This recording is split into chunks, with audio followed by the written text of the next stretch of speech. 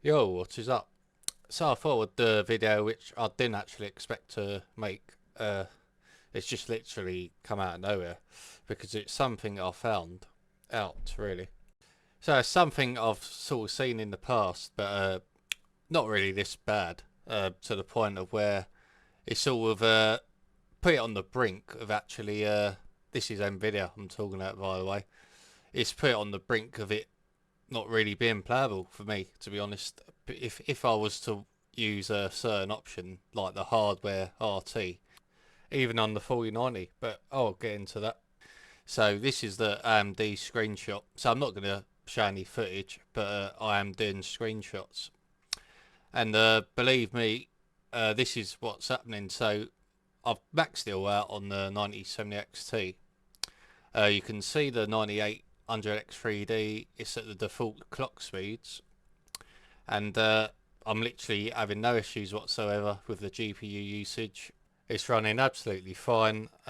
So we're in the NPC part of the town. It's like the open world bit, and so what I'm going to show you in a minute is you will see a difference with the actual GPU usage and even the 9800X3D clock speed, because I even actually I've never done it, but I thought I might as well try and overclock my 9800X3D just to see something if it did actually change on the 4090 side. So if it would actually give me a bit more usage at the 4090 basically, because it looks like there's a bottleneck for the NVIDIA GPU, but not the AMD GPU.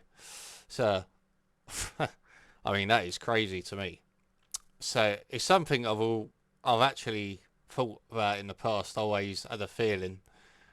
I've never like really looked into it, like comparing both the 4090 and 97 XT too much, but it's something I've known, and I've always felt that AMD Ryzen CPUs just work better with the AMD GPUs, and there's not an overhead problem anyway on the AMD GPUs.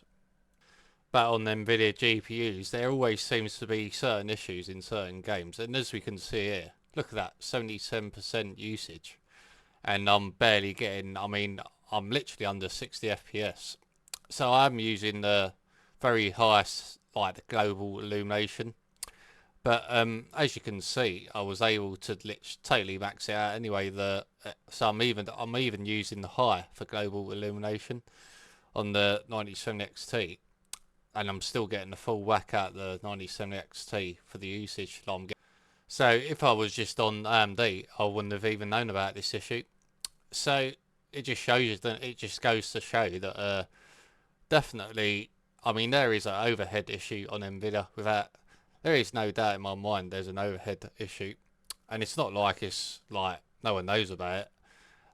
A lot of people say, "Ah, it's the CPU or whatever," but I mean, you get some Intel fanboys saying, "Ah, it's AMD dip or whatever," all that crap they say, some of them. But at the end of the day, it's not a good look, is it, for Nvidia that even a 9800X3D is not getting the full usage out of a 4090. And as you can see, I've even overclocked the CPU in BIOS. I put the curve optimizer to -25, enabled the precision boost overdrive. So I've done all that. I've got the clocks up to 5.4 megahertz, so it's above the default settings, and it was exactly the same bottleneck I was getting even at default. So it's definitely the Nvidia issue. You know what I mean? It's not a good look at all, because the majority of gamers are buying these Ryzen CPUs, and it just, I mean, AMD GPUs have no issue whatsoever.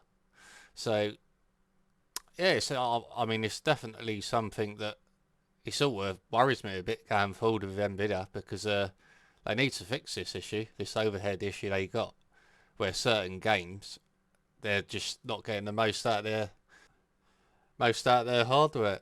So I did have a look up what causes it, and it's the graphics cards they make demand too much out of the CPU resources, I believe, and then this is what you get. You get this overhead problem, but on the AMD architecture with the AMD graphics cards, it doesn't happen.